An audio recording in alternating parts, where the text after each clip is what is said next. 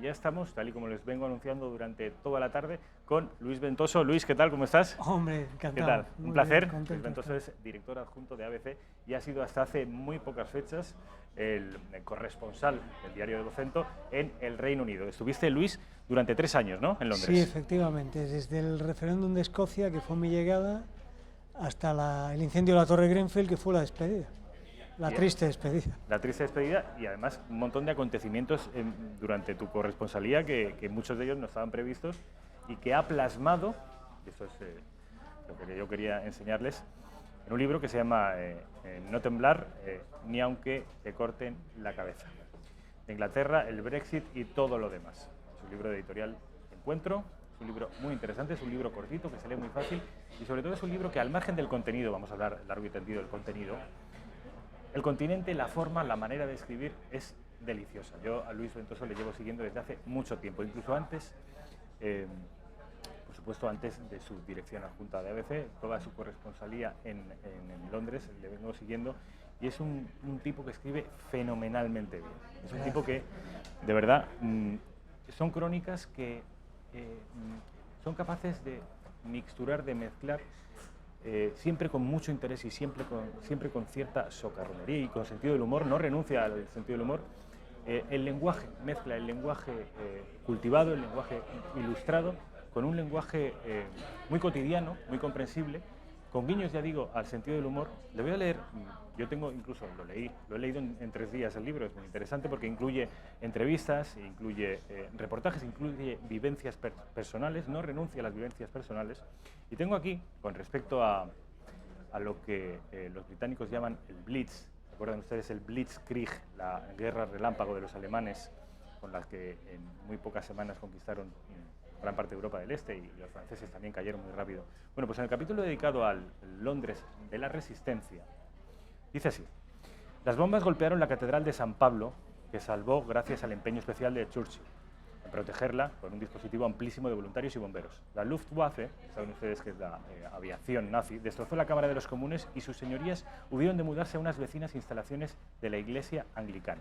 Alcanzaron el Museo Británico, la Abadía de Westminster y el Palacio de St. James. Volaron el Café de París de Leicester Square, donde los noctámbulos seguían bailando y bebiendo, soñándose inmortales en la euforia de una fiesta nihilista bajo el Armagedón. Luis, cuéntanos un poco esos 3, ¿cómo resumiríamos la tesis de este libro, tus experiencias? Si te parece, vamos a ir de lo general a lo particular. Primero, haznos un dibujo, un paisaje general de esos 3 años y luego te iré preguntando por asuntos concretos. Bueno, si tuviese que definir, abordar el tema de Inglaterra, yo me referiría antes que nada, aunque parece una chorrada de una obviedad, a la insularidad. La propia insularidad, que es lo que marca que el país siga siendo a día de hoy inmensamente peculiar, que haya conservado muchísimos rasgos distintivos de todo tipo, que explicará también el Brexit, atiende un poco a todo eso, la fobia al extranjero, y es un país que a raíz de eso está construido, diría que desde abajo arriba. No es como otros países continentales, que es como el armazón del poder cayendo a peso sobre el individuo, sino que el individuo va trenzando con los jueces la jurisprudencia y va emanando el poder desde el pueblo hacia arriba. Eso a mí me resulta precioso, me gusta esa democracia creada así y es lo que más he admirado de los ingleses, eso y el respeto a sus instituciones y a su propia forma de vida. Respecto a las instituciones y a su propia forma de vida, tú además te declaras en el libro varias veces admirador de los británicos y de todo lo británico. Y siendo tú una persona que ha escrito mucho sobre España, sobre la baja autoestima que tenemos, sobre la necesidad de revigorizar el patriotismo español, de reconciliarnos con nuestra propia patria, llama la atención que los británicos, que históricamente han sido los enemigos seculares de nuestro país, la única colonia que existe en Europa es Gibraltar, que la tienen precisamente en nuestro territorio, las guerras religiosas, el protestantismo contra el catolicismo, es decir, el enemigo íntimo de los españoles, si bien puede ser los holandeses desde un punto de vista de la propaganda y la leyenda negra, pero han sido siempre los británicos. Y sin embargo, tú siendo una persona muy española y que incluso llama a reconciliarnos con nuestra propia patria, sientes una devoción absoluta por los británicos. Bueno, tiene sus defectos, que luego hablaremos, pero... Y diría también que ellos por nosotros. La relación ahora es intimísima. Por ejemplo, El vino español ha desbancado al vino inglés en los supermercados de allí, al vino francés, perdón. Y ahora el vino más vendido, los últimos estudios en el Reino Unido e Inglaterra, era el Campo Viejo, un vino español que aquí tampoco diríamos que es no más, pues es el vino electo. Aquí vienen todos los años como 17 millones de turistas ingleses, entonces el conocimiento de nuestro país es muy exhaustivo. A veces vienen noticias de agresiones xenófobas a españoles, sin embargo la consideración general de los españoles en el Reino Unido es muy buena. En la City, un abogado español está muy bien considerado, por una razón tan sencilla como que estiman que tenemos muchos conocimientos. El universitario español, que a veces nos despreciamos, aprende muchas cosas. Allí la educación tiende más a formar al individuo para tener un aplomo en la vida y hablar muy bien en público, pero luego rascas y no son tan buenos. Entonces estamos muy apreciados, la moda española, la presencia del empresariado. Ellos son una economía muy liberal, han abierto el país de par en par. Entonces la primera compañía de móvil es O2, que es de Telefónica. Tercer, cuarto banco del país es el Santander. Los corners de Zara son omnipresentes en todas las grandes arterias comerciales. ¿La gestión de los aeropuertos? Efectivamente, Heathrow, que es de Ferrovial, lo lleva Ferrovial. Banco Sabadell también ha entrado, ha comprado un banco allí. Iberdrola ostenta el poder de la energía en Escocia. Vamos, tiene una presencia allí enorme.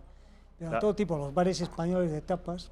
La gastronomía tiene también. Cara agridulce porque luego vas a tomar esas pseudo tapas españolas y a veces te quedas doblemente asustado, primero con las calidades y luego con el navajazo. Con el navajazo. Me acuerdo como anécdota, la de mi casa, yo vivía en South Kensington, sitio muy bueno, y había un bar español de una cadena allí, Brindisa, nos dio una tarde a mi mujer, a mí, la morreña española, vamos a tomar unas tapas, tomamos un croquetón, un pincho de tortilla, una caña y un Rioja y pagamos 30 libras. ¿Que al cambio son? El cambio entonces eran casi 38 o 39 euros. Qué barbaridad. Hace el cálculo. Londres, desde luego, es una ciudad carísima. Eso siempre imposible, claro, porque la vivienda en zona céntrica es exactamente, ahora se ha nivelado porque está bajando ahí un poquito y subiendo aquí bastante, pero era cuando los años que vi yo exactamente, en zona buena, el triple que en Madrid. El triple. Precio de un alquiler era exactamente el triple. Me ha llamado la atención, Luis, esto que dices de la buena percepción y la buena imagen que tienen los británicos sobre nosotros, porque a cualquier español que le preguntes por la calle, incluso un español relativamente ilustrado, cualquier universitario, pensará y nos dirá que los británicos nos quieren mal y que nos tienen, que asumen todos los tópicos, si no los negrolegendarios, al menos sí los más folclóricos. No por lo que te decía antes, porque tienen un conocimiento muy bueno del país, debido a que es el país cómodo para ellos para venir de vacaciones. Lo que tienen más cerca con sol, entonces vienen en masa y lo conocen y tienen, congenia muy bien. De hecho yo hice ahí un extraordinario amigo londinense de que habló ahí, el historiador Robert Goodwin, este era un apasionado enloquecido de España. De hecho creo que este señor al que citas, bueno, es un enamorado de España.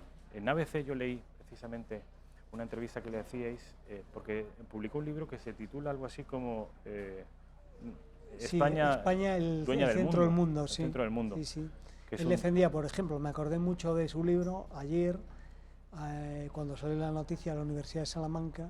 Él hace una grandísima defensa en el libro de la Escuela de Salamanca, el primer Renacimiento, como protofundadora de lo que hoy llamamos derechos humanos. Son cosas que los españoles, con esta ridícula desmemoria que tenemos, hemos olvidado. Era un país muy avanzado en muchas cosas. Este historiador incluso creo recordar que el titular de vuestra entrevista en ABC era algo así como: hay más motivos para estar orgulloso de ser español que de ser inglés. Sí. Esto, claro, a la mayoría de los españoles les descoloca. Dicen, pero vamos, hay que decir que mi amigo Bob es también un gran enamorado de la Cruz Campo, igual estaba mediatizado en ese momento. De la Cruz Campo. El prólogo de este libro, de No temblar ni aunque te corten la cabeza, que ahora nos explicará, es una bonita historia. La historia de esta frase, quién la pronunció y por qué la pronunció. El prólogo es de Miriam González Durantes, que es una abogada fabulosa que trabaja en Londres, que es muy prestigiosa y que además es la esposa de Nick Clegg. ¿Se acuerdan ustedes aquel dicharachero, un tipo muy simpático, además de muy buen político? Fue el vicepresidente del gobierno británico con Cameron durante la primera época, un liberal. Bueno, pues esta mujer, Miriam González Durantes, al margen de sus méritos indudables profesionales, es la esposa de Nick Clegg. Por cierto, Nick Clegg, otro británico enamorado de nuestro país. Pues esta señora escribe en el prólogo algo que a mí me ha parecido premonitorio y que, a la luz de los hechos, tiene mucha razón. dice que Londres y el Reino Unido de la última década son definitivamente una ciudad y un país para los que no están cansados. Aquello de que si uno está cansado de Londres es que está cansado de la vida. Pues aquí viene a recoger ella esta frase y dice: un auténtico laboratorio, Londres, de tendencias políticas y sociales que siempre ocurren aquí antes que en el resto del mundo. A mí esto me ha recordado, tiene mucha razón, porque después del Brexit tuvimos a Trump. Y si es cierto que el Reino Unido es, de alguna manera, la vanguardia de todos estos movimientos y tendencias políticas, después de Trump vendrán más cosas, pero es cierto que los británicos van siempre por delante en este tipo de tendencias. Más bien yo creo que ellos son una esponja, ¿no? Yo creo que Miriam lo que alude ahí es que hubo un momento, que yo creo que va a acabar ahora por culpa del Brexit, en que Londres está considerada la ciudad más estimulante del planeta. Y entonces atraía tendencias culturales, artísticas, arquitectónicas, vivió una efervescencia brutal que la construyó llamando abiertamente al capital de todo el mundo. No me quiero enrollar mucho, pero cuando el país tras la Primera Guerra Mundial, de Segunda Guerra Mundial, hablabas del Blitz, queda devastado. Le gana a Hitler, pero realmente queda arrasado. Tú ibas por el centro de Londres, veías el Parlamento derruido, veías barrios enteros arrasados. Entonces, en realidad, a raíz de eso, están viviendo bajo mínimos y montan una especie de Estado socialdemócrata que lo hace Clement Attlee para salir de ese paso. Al que dedicas, por cierto, un capítulo fantástico. Eso funciona un rato, pero un modelo socialdemócrata al final acaba atando mucho a la economía, constriñéndola y no acaba funcionando bien. Entonces Margaret Thatcher, ¿qué hace? Dice, bueno, vamos a quitar esas costuras y ofrecerle al mundo seguridad jurídica, baja fiscalidad, y vengan entonces todo el planeta para aquí con su dinero. Funciona, inversores de todo el mundo se asientan allí, la City se convierte en el primer hub bancario mundial y eso va de maravilla. Y ahí viene la efervescencia de Londres. ¿Qué hace el Brexit? Darle una patada en sálvase a la parte a todo eso, darle miedo al capital mundial, lo asusta. Es un poco lo que ha hecho Cataluña, recuerda muchísimo el proceso, ¿no? Hablas de que Londres llega un momento en el que abre sus puertas, liberaliza absolutamente su economía, sí. Pero desde un punto de vista crítico se les podría acusar de que ellos no fabrican nada. Es decir, han perdido mucha industria. Muy y alguien cierto. Incluso podría, algún crítico con los británicos o con la historia anglosajona, podría hablar de que lo que hacen es especular con el dinero del planeta sin grandes... No sé, los británicos ya no tienen automóviles, no tienen apenas industria pesada, los servicios... Bueno, sí, Londres es la ciudad más estimulante del mundo, quizá después de Nueva York o a la altura de Nueva York, pero los padres de la revolución industrial han perdido la industria. Lo has explicado muy bien, le pasa un poco como a toda Europa, es una economía absolutamente de servicios, es así, que vive mayormente de la City de Londres. La City de Londres puede suponer como el 14% de la economía, con todo lo que genera alrededor. Por ejemplo, ¿qué tienen ellos? Que cualquier cosa que hagan, lo mínimo que sea, se jactan enormemente de todo lo suyo. Tú estás viviendo allí, los oyes hablar de su industria automovilística, piensas que aquello es no más. Luego cotejas los datos y están produciendo la mitad de los coches que España. Y eso está bajando ahora con el Brexit.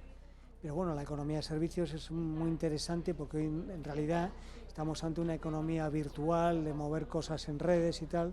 Entonces es interesante haber explorado eso. Y luego también han cuidado mucho la parte de la ciencia. Ahí siguen siendo una cierta potencia, tienen institutos de investigación muy serios y también conservan la potencia de sus universidades, siempre 3 o 4 en las primeras 25 del mundo, que ahí nosotros tenemos un hándicap enorme. Nosotros somos un país que no crea un Nobel de Ciencia desde Ochoa en los años 50 del siglo pasado, que para eso lo hizo en Estados Unidos. Entonces, bueno, ahí no me parece una mala decisión. ¿Qué coste ha tenido esto? Que apuntas muy bien. Que toda la Inglaterra, que fue meca del mundo en la época de la Revolución Industrial, ahora da miedo verla. Viajas a las ciudades del norte, que eran pujantísimas en el arranque del siglo XX todavía, y sobre todo a finales del XIX, y ahora da pena verlas. Hay una gran desesperanza, una integración mala de la inmigración, mucho alcoholismo, mucha droga, muchos barrios suburbiales malos. No ha envejecido bien el norte de Inglaterra, ¿no? Hablando del norte de Inglaterra y del Reino Unido, la parte más depauperada o más socialmente conflictiva, dedicas un capítulo a los sucesos continuados durante muchos años de Rotherham.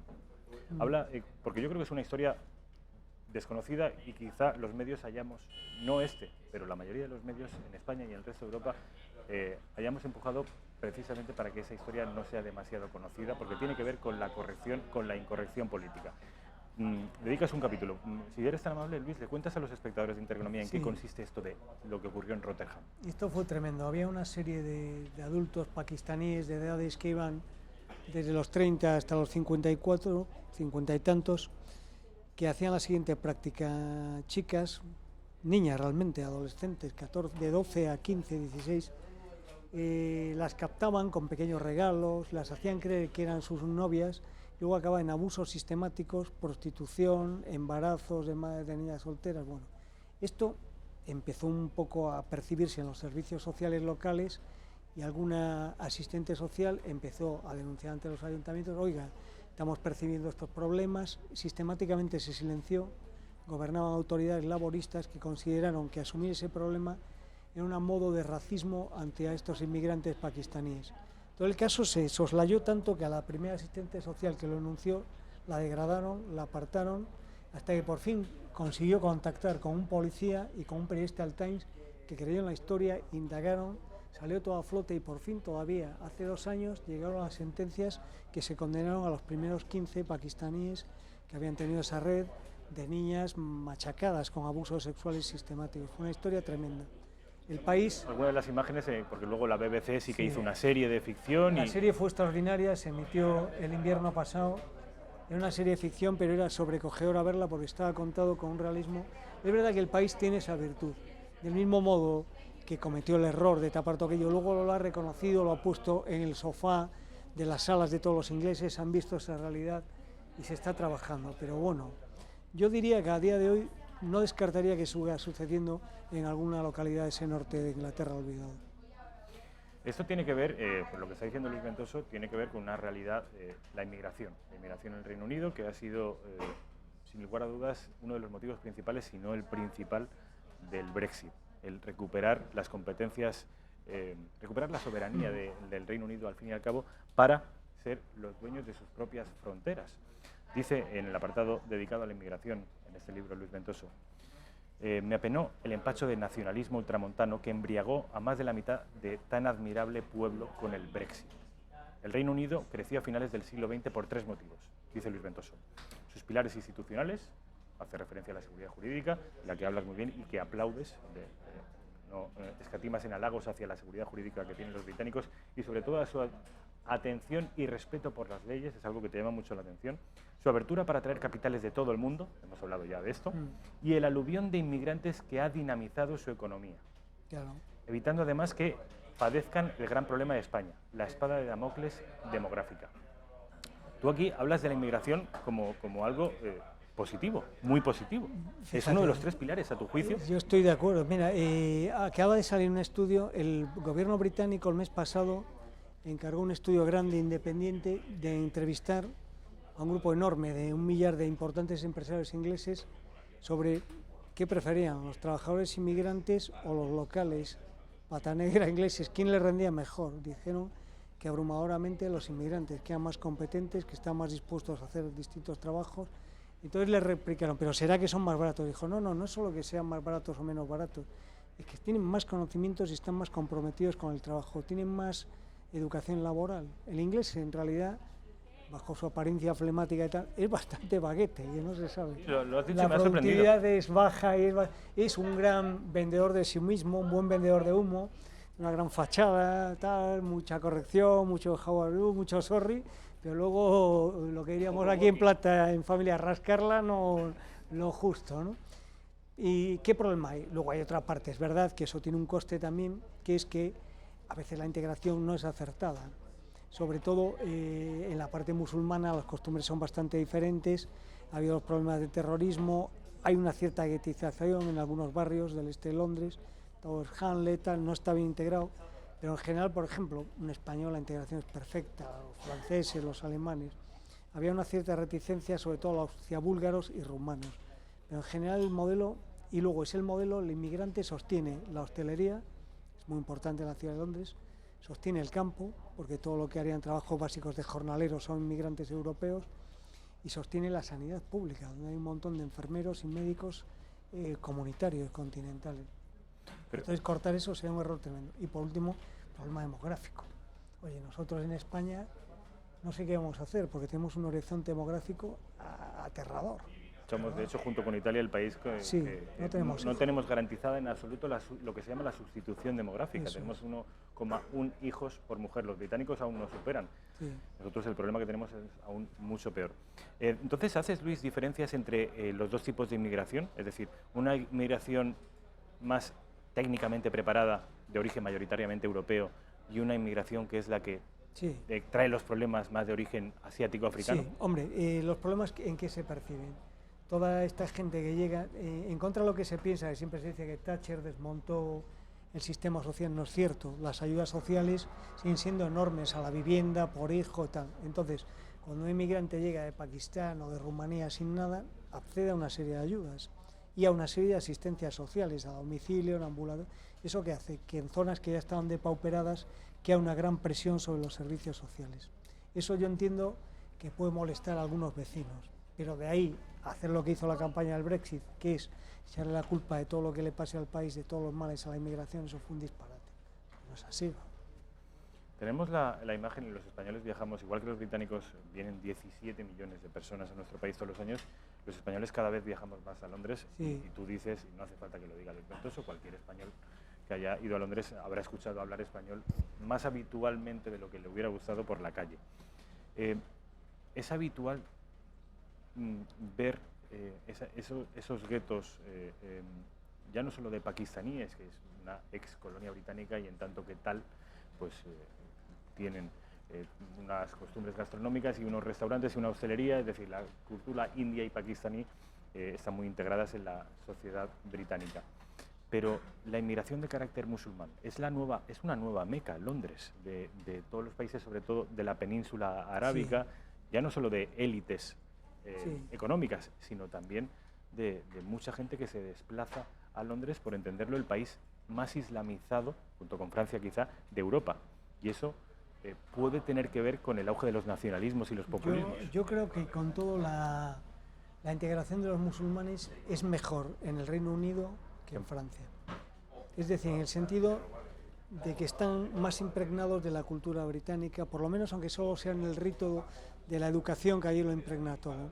Pero luego es verdad que hay situaciones terribles. Por ejemplo, no se sabe que la City, para atraer a banca de los sultanatos petroleros, admitió que algunas entidades estuviesen regidas internamente por el código de la Sharia, la ley islámica. Imagínate aquí que tuviésemos empresas en el centro financiero de Madrid regidas, que su régimen laboral interno disciplinario fuese la Sharia, que es el integrismo wahabista más absoluto. Bueno, esto sucede. Sucede también que había mezquitas fuera de control donde se predicaba directamente el terrorismo. La mezquita cerca del estadio del Arsenal, que yo estaba en ella, esa mezquita en el comienzo del siglo era una mezquita dominada por Al-Qaeda, hasta el punto que el que la llevaba está hoy en Guantánamo. Ahora yo estuve allí, la han purificado, estuve hablando con el imán que la lleva ahora, me lo contó, bueno, está absolutamente radicalizado. Hay zonas que realmente son complicadas. ¿Y luego qué pasa? Cuando estás en una situación suburbial deprimente, porque como decía antes, una cosa es Londres, otra el estado de Londres y otra el resto del país, que empeora mucho, Londres es maravilloso. Cuando vas saliendo un poco ya menos, y cuando te vas al norte, ay, me quiero ir a Cuenca corriendo, que vaya calidad de vida tiene. Entonces en esos suburbios que impera una gran desesperanza, lo que aquí los llevaría a la delincuencia juvenil o en su día lo que fue allí los lleva a los postergados musulmanes, les intoxican con esto y sucumben, efectivamente. Es un problema y muy difícil de atajar por la viralización online, claro. Vamos a ir, Luis, si te parece, a publicidad. Volvemos y tendremos aún unos 12 o 13 minutos más para hablar con Luis Ventoso de un par de preguntas que me quedan por hacerle con respecto del libro, y también le llamé para que ampliara su presencia aquí en este programa, porque Luis, como su director, como Víctor Rubido y en general como el ABC, aquí en Gaceta también lo hacemos, por supuesto, son de esos españoles de trinchera que les desespera ese relato oscuro de nuestro país, un lugar en el que nada funciona, un lugar donde la gente no trabaja o no le gusta trabajar, donde es el reino de la chapuza y de la pillería. Bueno, pues Luis ha escrito mucho precisamente contra ese relato. Me gustaría que habláramos con Luis Ventoso sobre esto. Va a ser después de la publicidad.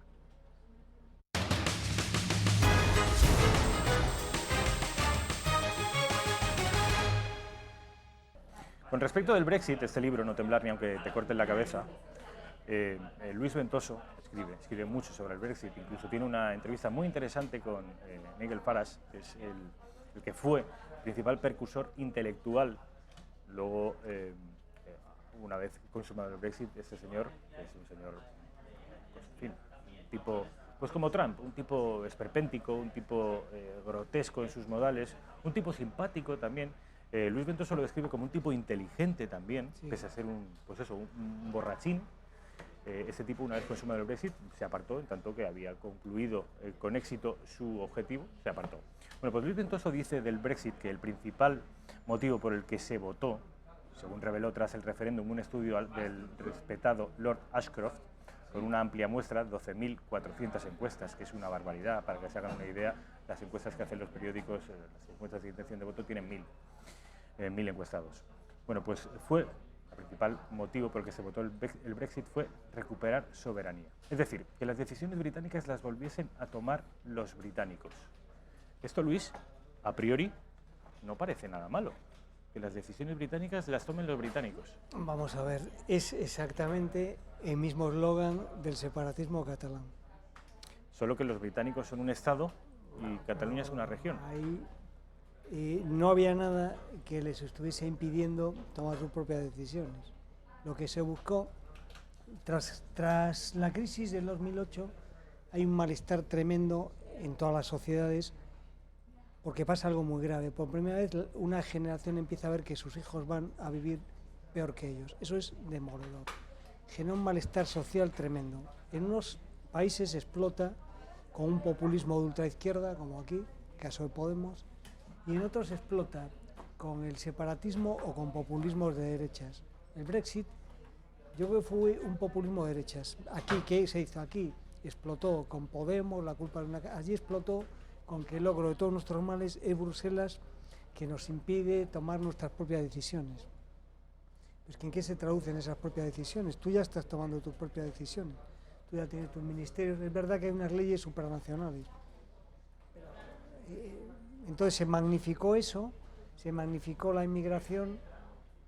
Es verdad que me preguntabas antes, cuando hablábamos en privado en la publicidad, algo positivo del Brexit. Yo creo que el Brexit tenía un punto correcto en su denuncia, y es que el paquidermo bruselense está desaforado y le falta control democrático absoluto. Es decir, tú y yo votamos a unos partidos en las elecciones europeas, pero ni tú ni yo hemos elegido a Juncker como el presidente europeo que tenemos. Eso sale de una especie de cambalache privado que hacen ahí los jefes de Estado. Es verdad que hay una carencia de democracia directa grande en la Unión Europea, es verdad que sobra burocracia por todos los lados, que se despilfarra dinero, y es verdad que para juicio de los ingleses, y yo concuerdo con ellos, la Unión Europea es demasiado estatista, pesa demasiado el modelo francés, que es Estado, Estado, Estado. Mucho más que el británico. Claro, el británico que le ha aportado a la Unión Europea. ¿Por qué para mí es tan grave que se vayan para nosotros?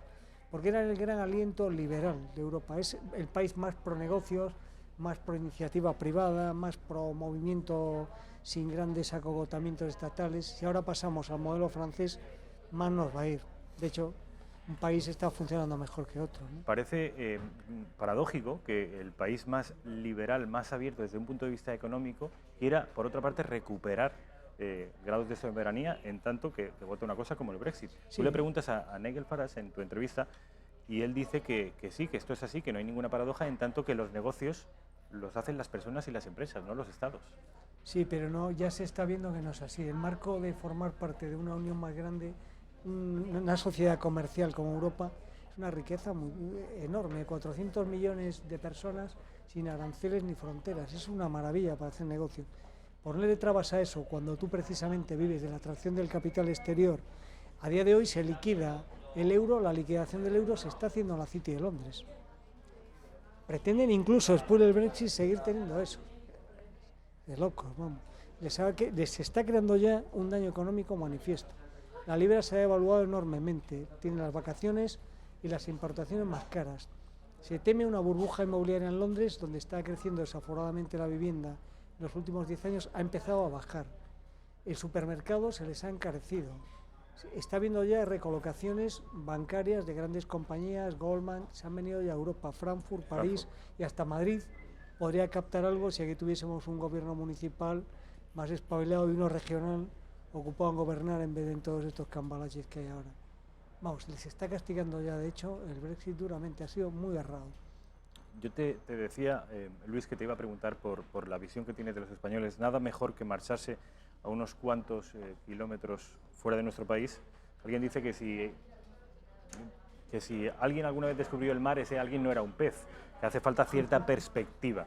Luis, ¿cómo has visto a España desde las Islas Británicas? Mira, nosotros tenemos un país, vamos, si estuviese contigo tomando una caña diría que acojonante. Lo ves en todo. Yo me cogí un gripazo de espanto allí. Oye, había que ver aquel ambulatorio. Era en el centro de Londres, era un piso subterráneo, tabicado con las habitaciones tal como era el piso, tal cual. Veías todavía que donde te estaba recibiendo el médico eran los dormitorios con el papel pintado, no te miraba la cara, la higiene local dejaba que desear. Bueno, esa era la famosa sanidad pública inglesa. La alegría de las calles. Oye, se nos olvida, la calidad que tienen hoy las ciudades de tamaño medio españolas es impresionante. Tú vas a una ciudad como León, la mía, La Coruña, Gijón, Santander, Toledo... Alicante, la mía. Alicante. Bueno, ves las calles arregladísimas, un gusto por vivir, unas instalaciones deportivas públicas y sociales suntuosas, casi todas, unos museos, vamos. Es verdad que hemos recibido un chorro de fondos europeos impresionantes y eso nos ha permitido sacar mucho lustre al cuidado del mobiliario urbano, pero están cuidadísimas. Luego hay una alegría de vivir. Vete a una ciudad de las que hablamos del centro del norte de Inglaterra y vete a una de estas, un jueves a la tarde, a ver qué ambiente hay en una y en otra. La propia luz, la comida, el supermercado español es fastuoso. No nos damos cuenta. Económicamente ¿ves? muy... Oye, es fastuoso, es que vas allí al supermercado, tienes las mismas 4 frutas todo el año, que van variando según el periodo, todo importado, no hay esta riqueza. El pescado, ellos no solo comen salmón y algo de bacalao en crudo, siendo una isla que tiene un pescado buenísimo, no lo consumen, no les gusta. La carne, vaya, muchas cosas de la vida básica que aquí ni nos paramos a valorar. Y luego hay una cosa importantísima, definitiva, que es el colchón de mutua ayuda y de afectos familiares que tenemos en España. Hay una frialdad emocional en la familia tremenda. En la clase alta mandan al chaval al internado de turno, al Harrow o al Winchester a los 12 años, ya no lo ven más. En cenas y en el Easter, en la Semana Santa. Y continúa, Luis. Los abuelos, este fenómeno nuestro, estar encima de la gente mayor, tenerlos en casa. Algunas familias hacen esta maravilla tradicional de vivir el abuelo en casa, o por lo menos estar pendiente de él, que cuide los nietos. Hay una relación casi constante con nuestros padres. Allí no, un desapego tremendo. Te puedo decir, abundando en estos argumentos que tú das con respecto de la familia, que estos últimos días he estado entrevistando, he tenido la suerte de entrevistar a varios embajadores de varios países del mundo, y cuando se les habla de una virtud española, todos, sin excepción, y llevo 7 entrevistas, me hablan de las relaciones familiares de los españoles, y hablan con una envidia tremenda. El cariño, el contacto físico, el no despegarse nunca del padre, de la madre. Esto es algo que es admirado en todo el mundo. Sí, yo creo que solo lo tenemos a este nivel los italianos y nosotros. Y es una maravilla. Yo creo que es lo que salvó que este país se rompiese en la crisis, yo creo fue eso. Se creó un colchón espontáneo de tejido ayuda, el abuelo que siempre tenía una peseta, ayudaba al nieto, que no sé qué, o te pago yo el coche, o te pago el curso no sé cuánto, o el padre que se queda en paro, le ayuda al hermano. Eso yo creo que nos salvó en la cima atroz de la crisis, que ayudó muchísimo a que el país no se descompusiese y que no hubiese algaradas por la calle, porque era una situación muy mala. Durísima. Nos queda muy poquito tiempo, nos quedan 2 minutos. Luis Ventoso, te quiero preguntar ¿Por qué entonces, con esto que nos estás contando y tu experiencia desde fuera, viendo España a lo lejos, desde las Islas Británicas, por qué ese hipercriticismo hispano? ¿Por qué ese fustigarse constantemente? ¿Qué demonios nos pasa aquí? Yo creo que por un lado nos hemos creído la leyenda negra exterior, creada en parte por los británicos en su día cuando competíamos los imperios, acabamos creyéndola, y luego en el menosprecio actual que tenemos ante nosotros mismos, creo que tiene mucho que ver con el modelo mediático que tenemos en el país. Tenemos un modelo mediático donde han cuajado algo que no hay en ningún lugar de Europa. Tenemos 2 televisiones que están consagradas de sol a sol, con un ideario ideológico muy dogmático, que transmite, por motivos de intereses políticos, que en realidad son comerciales, porque son de propiedad extranjera las televisiones, una imagen desoladora de España. Las pones a cualquier hora del día y hacen carruseles muy largos y se está cayendo el país por cualquier chorrada. Nos vamos a tener que ir, Luis. Me gustaría hablar mucho más largo y más tendido contigo. Acabas de apuntar algo en el que yo no había parado, y es la cuestión mediática. Mil gracias, Luis Ventoso. A ti, ha sido un placer. Igualmente.